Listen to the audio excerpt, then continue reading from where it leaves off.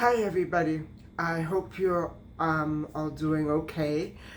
And I have had quite a day. I actually I've spent the entire day talking to you.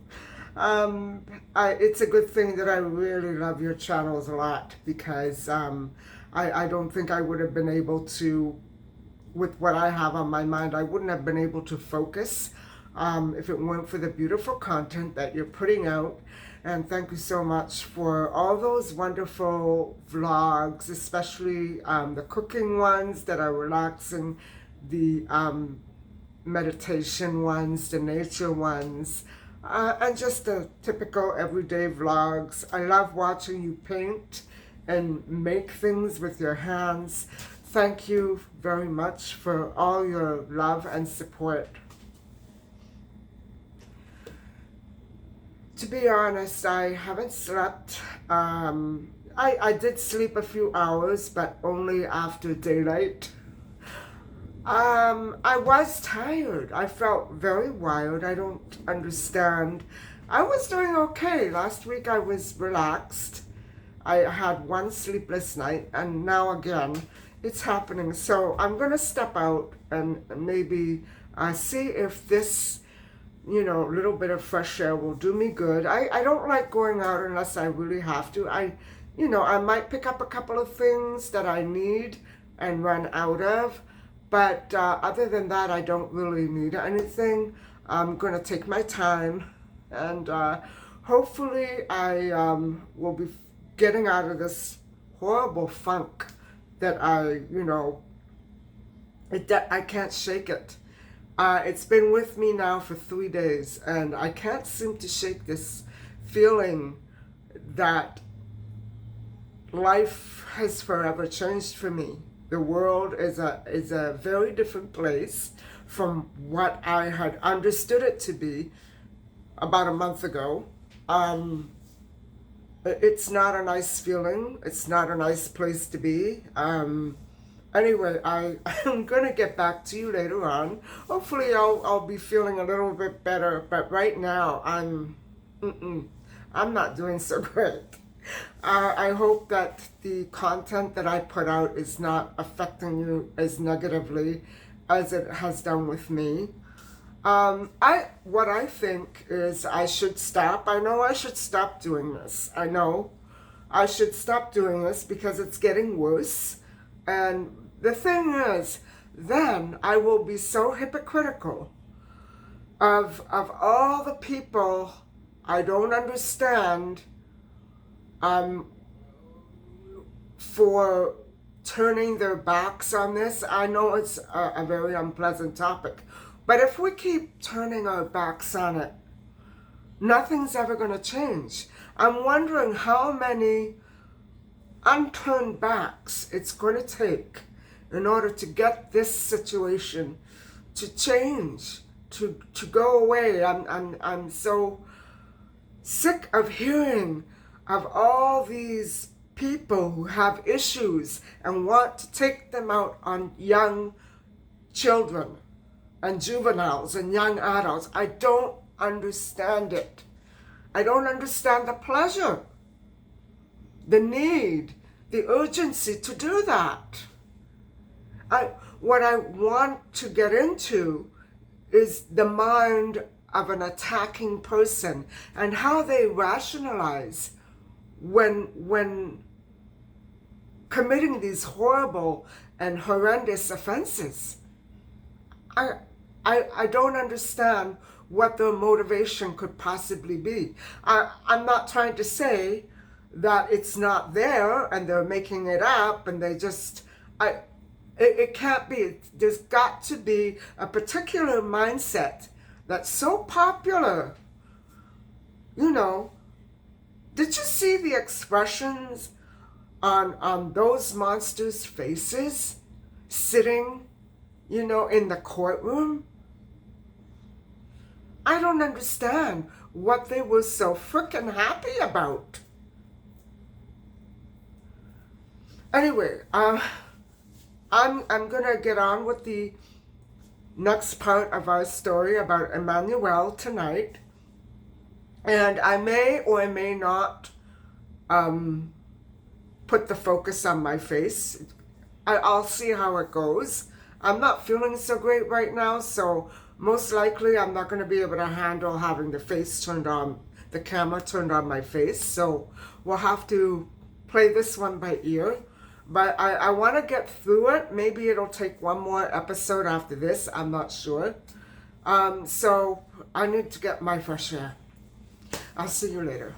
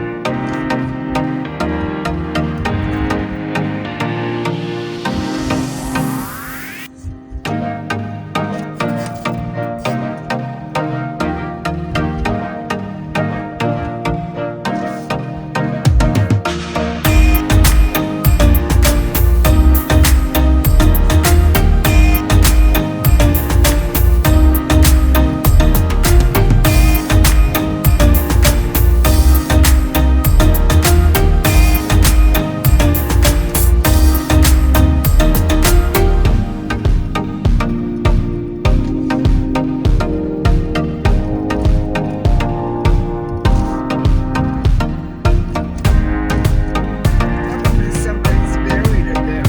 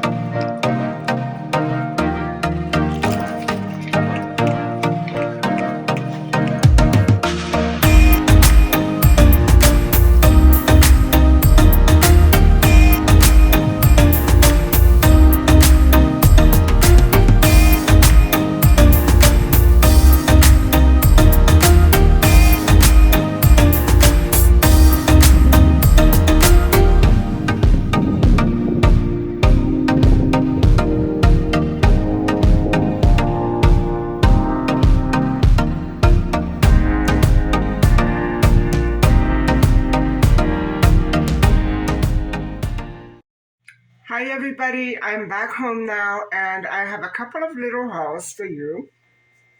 Small but expensive. And so I'm going to switch the view, flip it over, and I'll let you have a look. And so, in case you haven't noticed yet, I am in bad need of sleep, and so it really has a tendency to show up on my skin. And believe it or not, I tended this week to run out of 3 creams at the same time. That would be because I normally buy everything all at once, and so they run out always at the same time. They usually last about 2 to 3 months, every product that I buy. And so, even though I try to use them as sparingly as I can, I know that I am not using enough of the eye cream because I don't put enough on my eyelids. My under eyes are still in need of help, but it's not as bad as my eyelids. And so I did find this skin renewing serum, and it was regular price $31.19.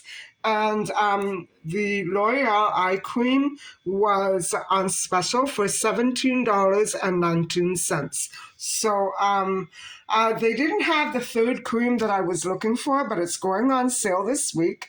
And so I'm definitely going to go back because they're waiting for it to come in very soon. And so that's that haul. And now, guys, I'm going to scare you with this other very impulsive and unexpected haul because I wasn't planning to stop off at the Dollarama, which is why I didn't film it. I was in a rush. But this is going to help me get through our discussion tonight. I've already had one bag. And I shouldn't do this, but I know that I'm going to remedy this after the holiday. And I don't know how soon, but it will be. I'm going to go on the lemonade cleanse. And then, of course, I needed these. And I'm short. I'm very short one container. I don't know why that no matter how many I buy, they're never enough. And so what I have to do is make space for it in my pantry. So that haul came to, let me see, $18.25. And those are my hauls.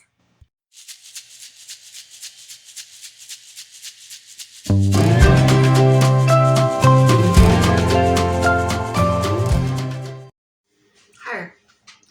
So I wanted to mention again the role of media in the cases that we have been trying to follow. And I've noticed a pattern that every time there's a suspect that is very much in, how do I say this? Every time there's a suspect that is the likeliest in terms of intentional rather than actual evidence, based on intent rather than evidence, physical evidence, I should say, we see a big surge of articles that are suggesting and proclaiming the guilt of this perhaps innocent party. We saw it with Amanda Knox. We saw it with the McCanns. We saw it, O.J. Simpson. I still think he's innocent. I never really followed O.J. Simpson. You know, I wasn't much of a football fan, but I do feel as though he is not guilty of that crime. You know what I'm saying? It was all circumstantial. It could have been someone else. This is what I'm saying. We saw it with Christine Jessup, G. Paul Moran. We saw it with Tori Stafford's mom.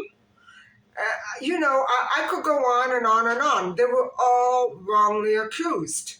So, what am I saying? I'm saying that when it benefits the media and it is focused on an issue that needs to be repaired and addressed and, overcome, the media is the right stepping stone, the right tool. It heads right in the correct direction. But like I said, they can also do the exact opposite and create so much damage that is much more worse than a life sentence. It's much worse.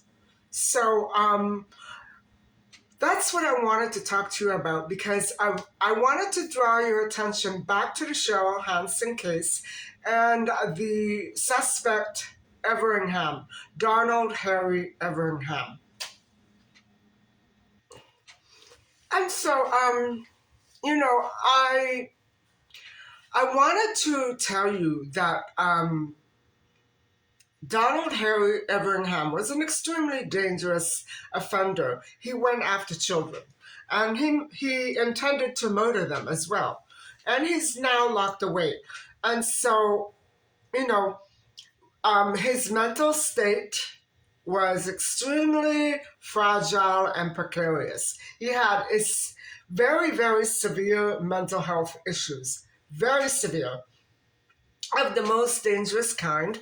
And so it just so happened that because Cheryl Hansen went missing the same year that another 8-year-old child was attacked and left for dead by Everingham, the police and the detectives on the case chose to focus on him, but not to the point where Everingham completely collapsed. I'm sure that he must have been, amazingly steadfast and stubborn. He first led them to the scene where he said that Cheryl Hansen had been murdered by him. And then he refused to give an alibi and did not indicate the exact spot, or could not indicate the exact spot, although he could very definitely and clearly describe all of the clothing she wore. So why is that? So when it was discovered that Cheryl Hansen went missing, the police instigated a massive search and a public search as well.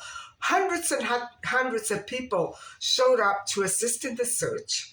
And so it was televised and broadcast that child was missing, the area where she was last seen, where she was headed, and the clothing that she wore. And so, guys, when the police went back to, I believe it might have been a year or so later, when they went back to question Everingham, he was able to describe it because he remembered what he heard on the news.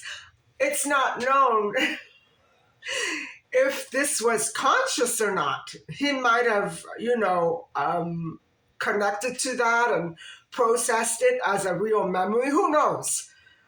But he was able to recall because he'd heard it on the news, not because he'd done anything, although I wouldn't put it past him. I'm just saying that it wouldn't have been evidence, you know what I mean? And so that's the importance of the role that media plays in these cases. And so we're going to see that in this case regarding Emanuel Jax, it really, really made a big difference. And it made a difference for the better. And it was devastating to the entire province, the entire community, the city, and they were shamefaced. But we'll get into that in just a few minutes. I first want to, I wish I could take a bath right now, but I'm not going to. I need a nice, long, hot bath. You wouldn't believe the intense back pain that I've had, because that's what lack of sleep does to me. And it just makes me headachy, and it gives me that overall icky feeling.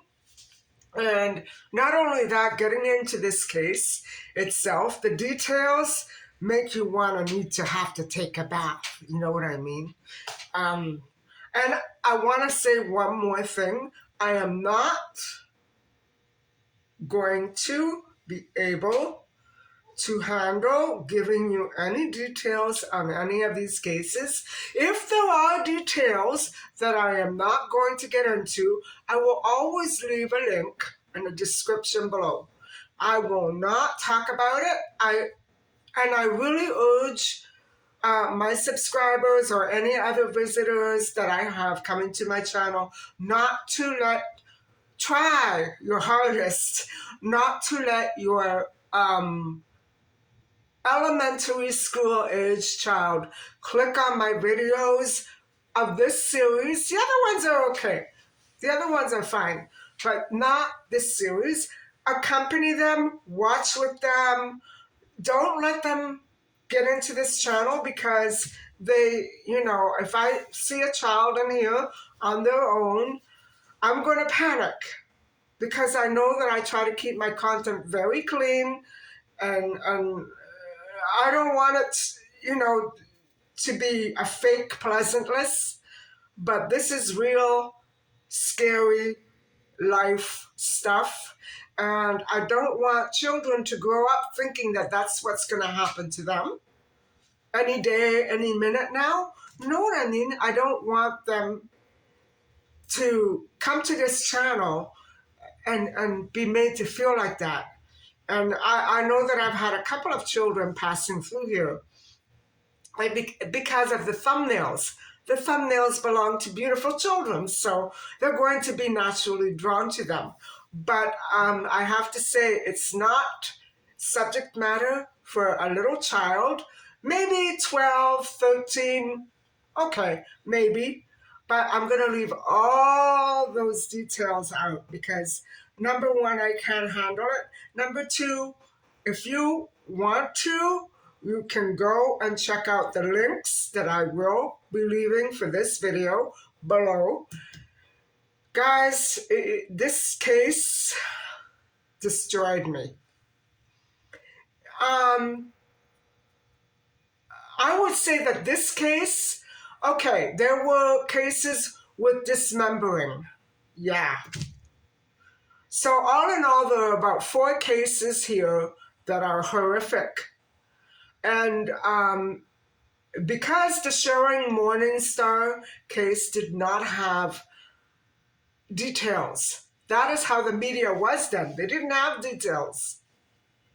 I was able to upload it without feeling all those details coming at me, but I know that she probably was in the same conditions that Holly Jones was. I don't like to dwell on this because really, it should make no difference. Any adult who approaches any child that they don't know should be cautiously and seriously investigated. I mean that. Unless a child comes up to me and says, excuse me, can I this and that and this? Okay, that's different.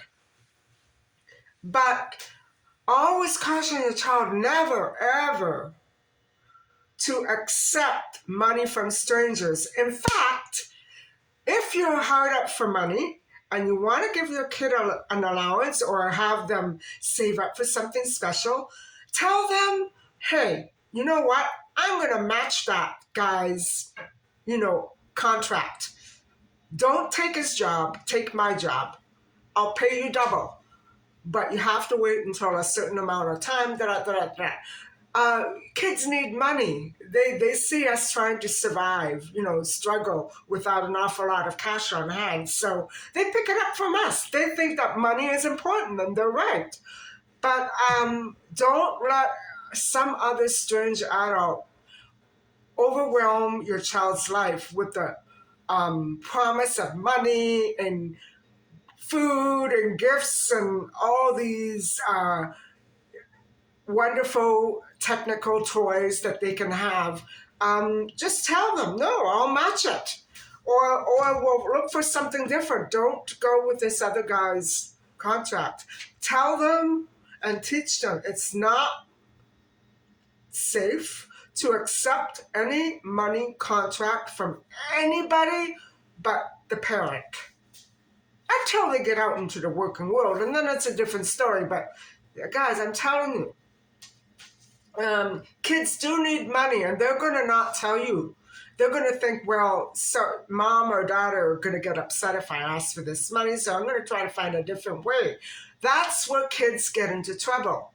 And I don't necessarily mean with a lot. I mean, they put themselves into situations where they want to surprise you with a gift. They don't know how to find the money. I know, I've been there. No, I never went missing, and I have to thank my lucky stars that I did not grow up in the 70s. I did grow up in the 70s, what am I saying? But I did not grow up in the same areas where these children were, you know, wandering around randomly, carefree, and without any troubles or worries, hitchhiking, whatever. No, my childhood wasn't like that, and maybe that's what saved me. So I think if I had grown up like maybe Cheryl or Ingrid, I think, yeah, I would have been in serious trouble. I would have gone missing. I'm pretty sure I would have gone missing because there were a lot of shady characters around in my childhood. Let me tell you. And I think I missed danger by a hair. So what I'm saying is, guys, know the circumstances under which your child is going to be feeling that pressure, money, finances, buying stuff to keep up with other kids, clothes, technical toys, all that sorts of stuff. You have to keep up with it. And I think I'm talking too much, so I'm going to cut this short. I'll get back to you in a couple of minutes with the rest of the story. Bye bye. Okay, here we go.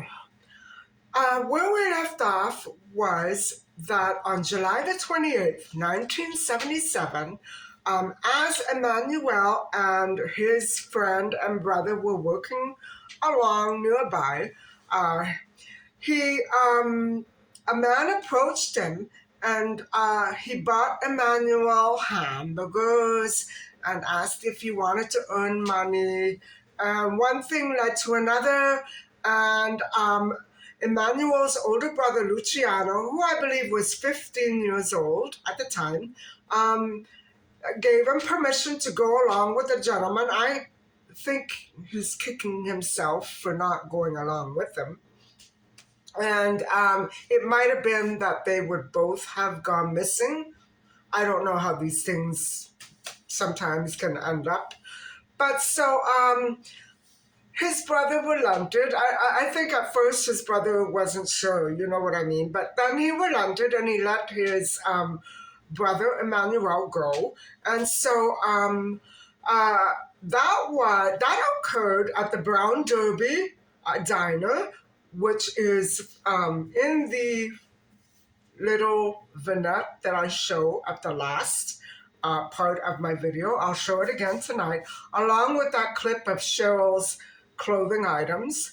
And so, you know, as we all know, these cases have a way of ending up missing child as soon as that initial contact is established. And so you can see that there was child luring here, and the promise of money, like Sharon Morningstar, and I don't know what was going on in the other cases. I'm not sure.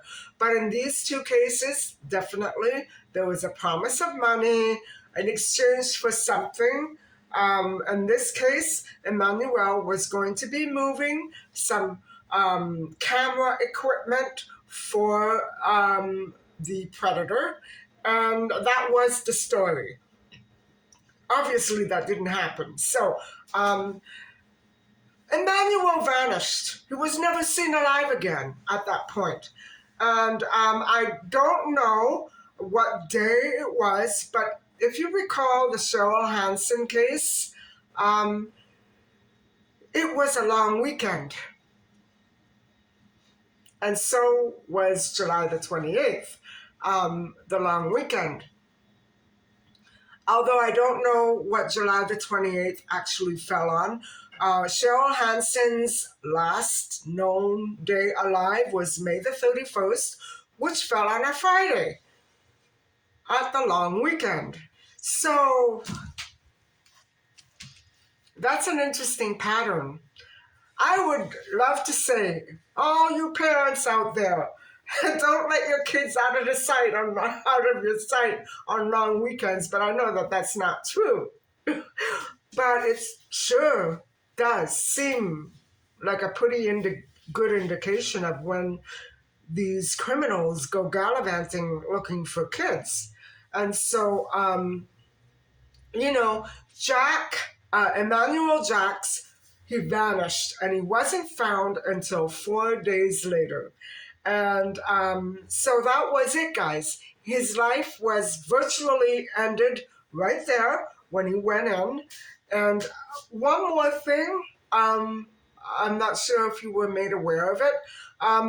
245 Young Street used to be a naughty parlor where all these things took place, and it was a massage parlor. And what was a child doing in there?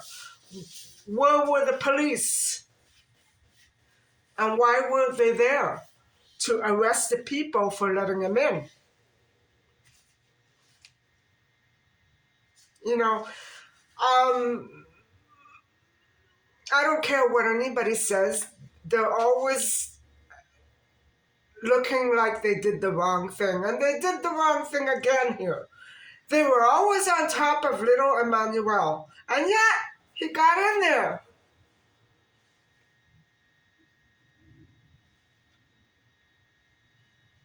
Guys, it's not right that the police leave that district alone. Not right.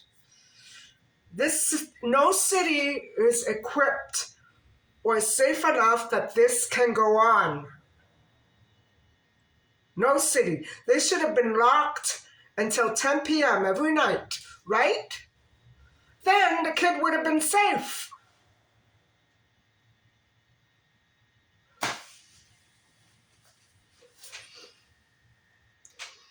So guys, I'm going to be focused tonight on the discovery of Emmanuel's body and the initial aftermath,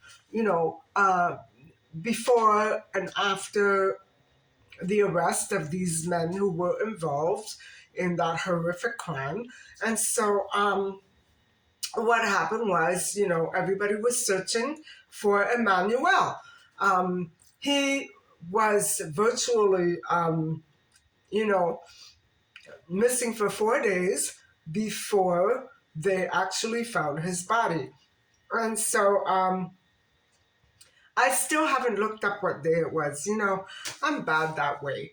But I'm assuming this took place over the long holiday weekend, because that's when the long holiday always is, at the end of July, beginning of August. So what happened was the police, it was reported by the family to the police that little Emanuel was missing. And of course, everybody knew who he was. So people were on the lookout. And, I would like to imagine that in those days, it was like my community growing up.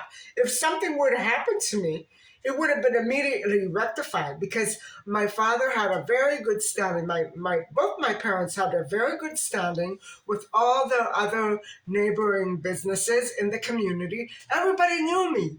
We had parties in building basements every weekend. We went to soccer tournaments and attended soccer games every weekend. We were the focus, the center of, my father must have been one of the first DJs I can ever remember, because, he used to broadcast the games. He used to advertise for his business all over the neighborhood on a loudspeaker. It's a wonder why my mother always hated music after that. Instead, me, I developed a really strong passion for music because of my father's business. And so what I'm trying to say is my community was probably similar to Emmanuel's, but without all that filth. It was just retail, nothing else. I'm pretty sure I can vouch for that. I have photographs. So, and I did an extensive search online for old unsolved crimes or crimes at all in that area, and nothing came up. Nothing came up. I was surprised. Nothing came up. So, I know there have been shootings there since. I was small, but they've been solved. Um, you know what I'm saying? It was a different community, and so what happened was they found Emanuel on the well, okay. First of all, before I get to the discovery, let me say this. It was a 3-4 day search. Everybody was frantically searching for this little missing child who used to sell flowers and shine shoes in the streets for people who worked there and lived there on a daily basis. So, it just so happened that the 26-year-old Saul David Betesh was arrested and charged with first-degree murder when he walked into a nearby Sugar Street police station, and Emanuel lived on Sugar Street. And on August the 1st, he reported information about the boy's whereabouts. Why? Why do the crime and then turn this? I don't understand it. We're dealing with a frenzied mind there. And so what happened was, guys, that, hold on. As a result of that report, 3 other men, so there were 3 men, as I tried to picture in my little vignette at the end of the video yesterday, it was 4 men. So the men were Albert Wayne Cribbs.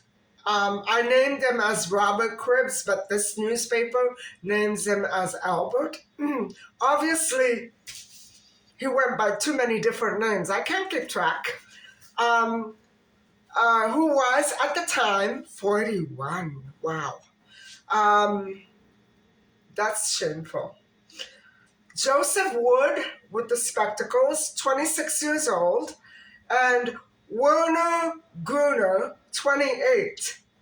And apparently they were all headed on a train bound for Vancouver. Well, let me tell you, those detectives put an end to that journey in a minute. And so they immediately stopped the train and they pulled them off. Wow, I'm glad. I don't think that would happen nowadays, but I'm really touched by that. What can I say? When something is done right, something is done right. Finally, at last. So I have to say also that the police in the Toronto core, not where I live, for sure, and not where Christine or Tori or Cheryl, for that matter, lived, but there, in the center of my city, the police are on top of stuff. They know what they're doing, and for the most part, they know what they're doing, and they do it right. So I'm glad for that they had the gumption to go after those men and not say, oh, well, we haven't had a trial yet. We don't know if they're guilty. We don't have footage.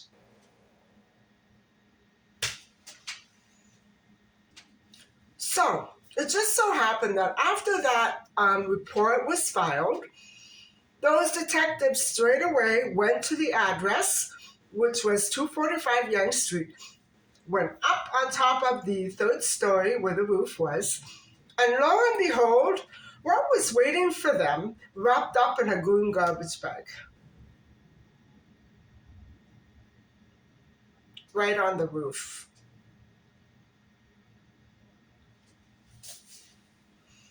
And so, indeed, Emanuel had been lured inside that parlor and under false pretenses, of course. And I'm wondering what those men must have been thinking. That this isn't a very nice establishment. It offers women but no kids. In other words, I think they were lashing out angrily about something. I'm trying to get into their mindset, even though I don't really want to. But I want to know how to stop people like this, don't you? And so it turns out, guys, that Emanuel had been lured in the building. And so once inside, it's very hard to know exactly how things progressed. But I imagine that very soon after entering that upper part of the building, of the massage parlor, he had been heavily sedated. Obviously against his will. Heavily sedated, and sedated with illegal and highly toxic substances.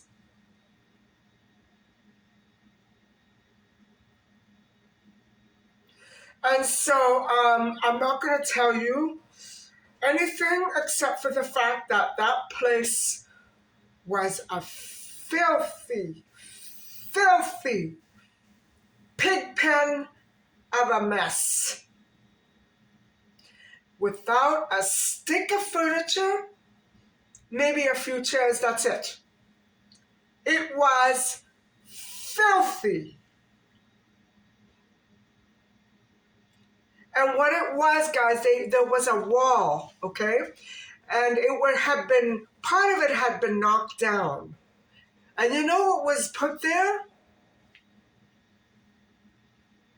And I'm only going to say this in an objective way, then you figure out why. A screen, like um, the outside doors that have screens. When you push open the front door, there's an outdoor.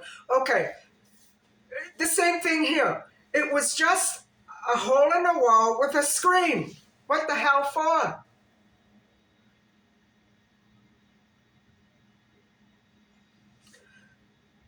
Um,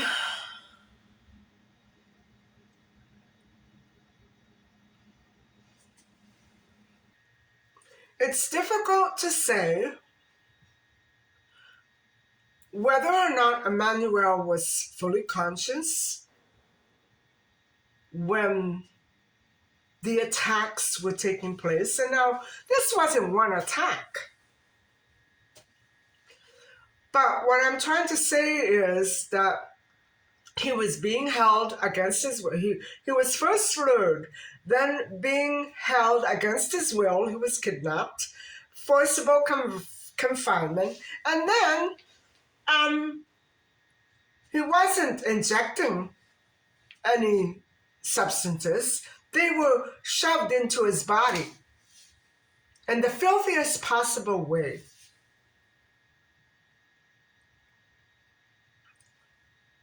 And so, whether or not he was awake,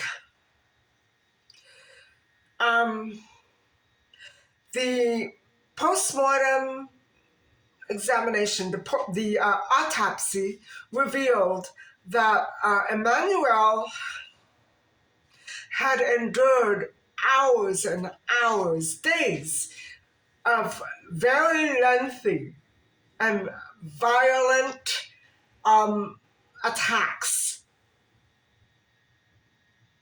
by these 3-4 monsters. I don't know how many exactly they were. They say 3, they say 4, one helped. Okay, Saul Badash helped, but he was put away for life, and that's where he belongs. I'm sorry to say.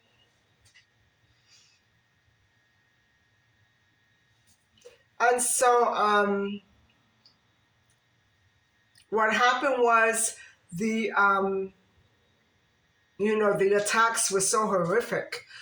Uh, I don't want to really dwell on it because I don't think I can handle giving you any more details. You know how you can get at the details. You can keyword. I can give you some keywords. His name is there. The images of the men involved. The details are there, but they're very they don't go on and on and on, which is what I like about these articles. They are there. If you want to see them, they're there. And so, but you need to be ready for them because in many places of the world, this stuff doesn't happen. And yet, in my place, very common, apparently. And so I think I'm going to leave it at this today, guys. I'm just going to leave it at this. I'm going to go over tomorrow, the media reaction and then the press and the trial. I want to leave it at this because this is a horrific case. And that little boy, I'm sure he was a very wonderful child, struggling along with the rest of his family to make a living. And why? Why, guys? Why? Why do so many people come from over the border with all these elevated statuses? And this poor family had to beg for a living. Think about that. What's the real Canada? I don't know yet, and I've been here all my life. I don't know yet. Quite frankly, what I do know turns me right off. I know that these men were horrible, but in a way, it kind of sums up the actual mentality of what my first boyfriend went through, my very own husband went through from other countries, coming into Canada and what they had to endure. I detest racism and I detest slavery. And this is why I detest slavery. I will not hire a maid, even though God knows I need one. I will not hire a maid. I don't believe in social barriers. I don't support social barriers. To me, they mean nothing.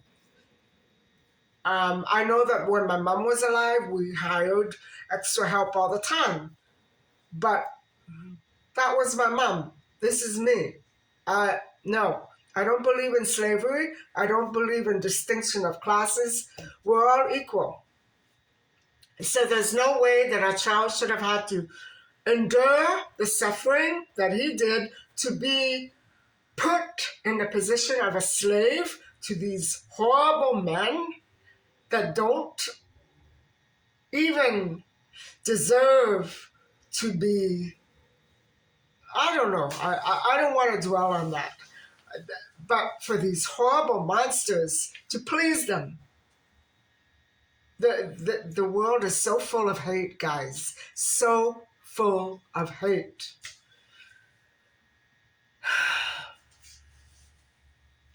Thank you for watching, and please don't forget to like and subscribe. Bye for now.